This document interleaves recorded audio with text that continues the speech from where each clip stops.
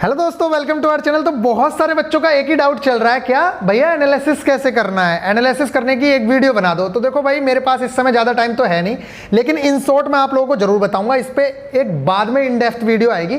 फिलहाल मैं in short आपको बता देता हूँ, जिससे कि आज आप जब टेस्ट दो तो आपको कोई प्रॉब्लम ना हो।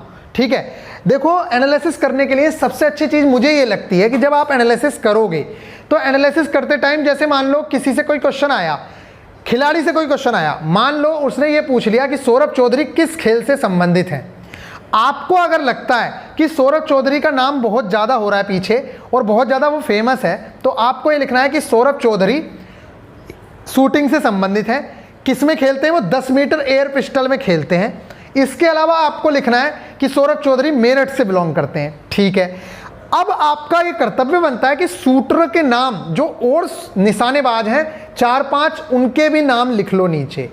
ठीक है, अब इससे क्या होगा, आज जब एक शूटर का पूछा गया, अगली बार जब किसी और निशानेबाज के बारे में पूछा जाएगा तो आप वो क्वेश्चन अटेम्प्ट कर पाओगे।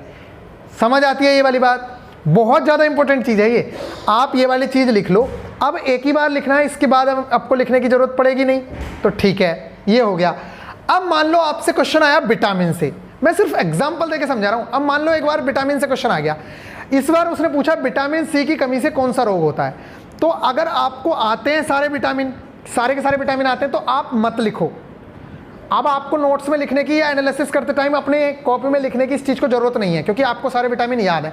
लेकिन अगर आपको याद नहीं है तो आप सारे विटामिन के नाम लिखो आगे कि विटामिन ए का ये है, इसकी कमी से ये रोग होता है, ये भी चीज़ इंक्लूड करो। मैं इतना बता रहा हूं कि पहली बार जब आप एनालिसिस करोगे तो आपको टेस्ट को एनालिसिस करने में 3 घंटे लग सकते हैं, 4 घंटे लग सकते हैं, 6 घंटे लग सकते हैं, लेकिन ये धीरे धीरे कम होते जाएंगे। इसके पीछे का रीज़न ये है, एक बात बताओ, आपने जब आज पहली बार आया था विटामिन तो आपने लिखने में उसको टाइम लगाया, लेकिन जब अगले ही टेस्ट में विटामिन बी आएगा, इसमें ए आया था, तो क्या आप उन विटामिन को लिखोगे? नहीं लिखोगे। इस तरीके से आपके सर से जो लोड है वो धीरे धीरे कम होता चला जाएगा।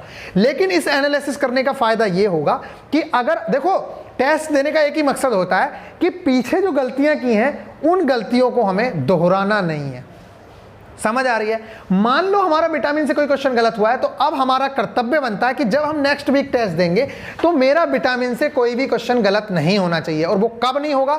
जब आपने अपने नोट्स में उस क्वेश्चन को लिख के उसको इंक्लूड कर लिया होगा कि अगली बार, इस बार विटामिन ए आया था, अगली बार कोई सा भी विटामिन आएगा तो वो क्वेश्चन मैं निपटा दूंगा। और ना सिर्फ विटामिन का नाम आएगा कि इस विटामिन का क्या नाम है, इससे संबंधित कोई रोग भी आएगा कि इस विटामिन से संबंधित क्या ना रोग होता है, तो वो क्वेश्चन भी मैं निपटा दूंगा। तो आपने एक क्वेश्चन की सहायता से इतने सारे क्वेश्चंस निपटा लिए।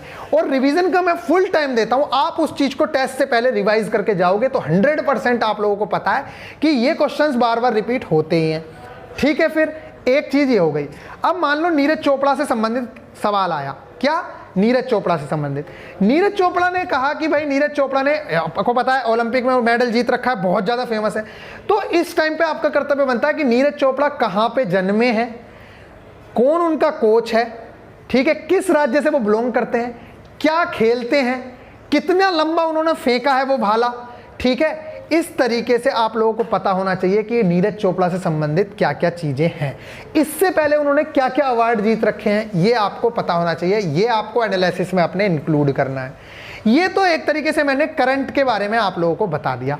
अब मान लो कि जीके से संबंधित कोई क्वेश्चन आता है।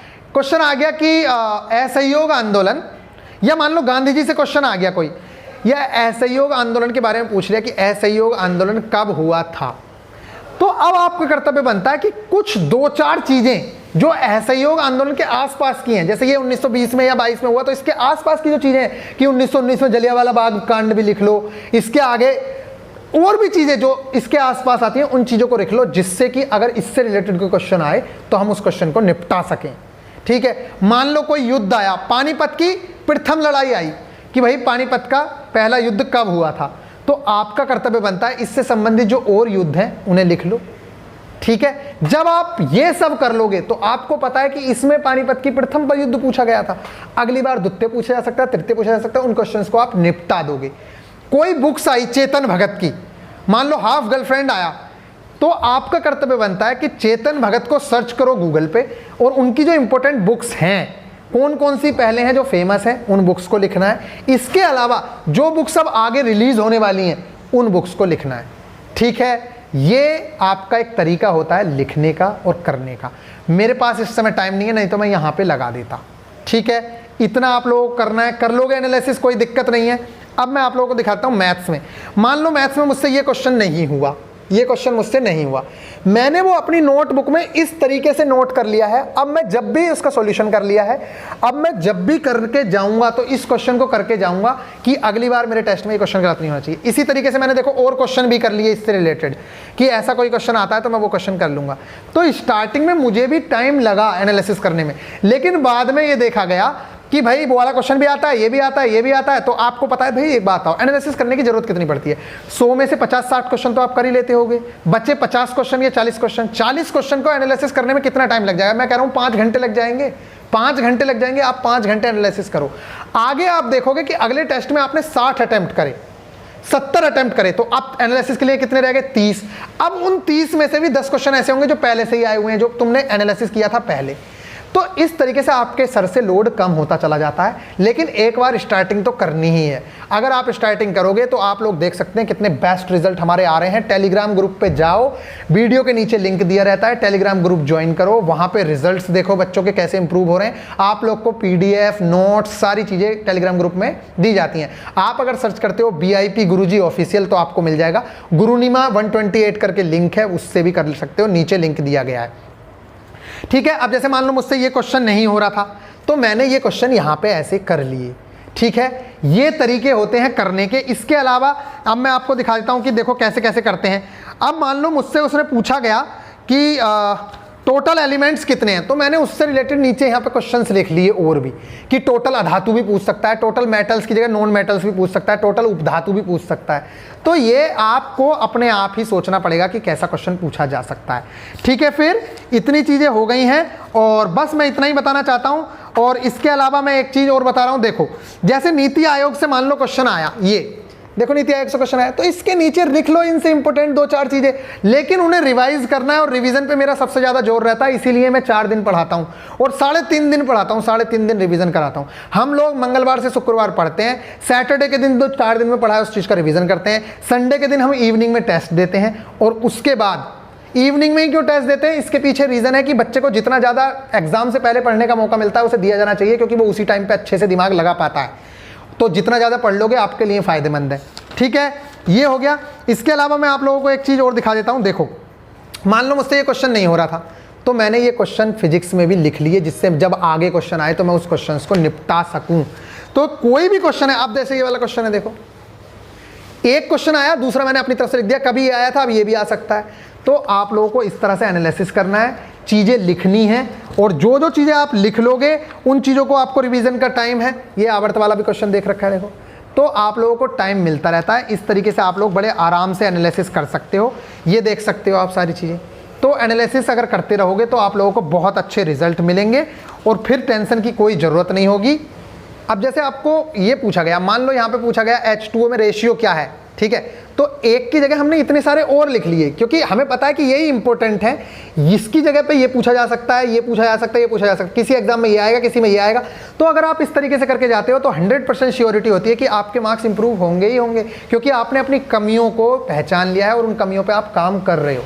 ठीक है, फिर मिलेंगे नेक्स्ट वीडियो में, तब तक के लिए बाय। अभी इस पे जो है बहुत अच्छे से वीडियो बाद में आएगी, लेकिन ये इंपॉर्टेंट चीज़ें थी जिससे कि आप लोग एनालिसिस करने से चूको ना, एनालिसिस कर सको। तो आप एनालिसिस जरूर करो। 30-40 क्वेश्चन का ही एनालिसिस करना होता है, बाकी क्वेश्चन तो आप लोगों को आते ही हैं। जीके के क्वेश्चन का ज़्यादा एनालिसिस करने की जरूरत भी नहीं है। ठीक है, सिर्फ इन क्वेश्चन पे आपको ध्यान देना है, 80 मार्क्स पे बहुत ज़्यादा फोकस रखना है, बाकी करंट पे चीज़ें करते चलो। स्टैटिक जीके की अगर कोई चीज़ आती है, मान लो कोई पार्क आ गया, तो उसके साथ 4-5 पार्क इंपॉर्टेंट और लिख दो, आपके लिए काम आएंगे। जैसे मान लो कोई आपको पता चला कि भाई जनवरी से रिलेटेड कोई डेट आई, आपको पूछा कि 12 जनवरी को क्या मनाया जाता है, तो 12 जनवरी से रिलेटेड आप ये भी लिखो कि विवेकानंद की जयंती है, युवा दिवस मनाया जाता है। इसके आगे पीछे की 2-3 डेटें और लिख लो, या ये लिख लो विश्व युवा दिवस कब मनाया जाता है। तो इस तरीके से अगर आप चीज़ें जानते हो, मतलब मैं ये कहना चाह रहा हूँ कि अगर कोरिलेट करके अगर आप याद करोगे तो आपको बहुत अच्छे से याद हो जाएंगे, और इनके रिवीजन का मैं फुल टाइम देता हूँ, आप लोग रिवाइज भी कर पाओगे।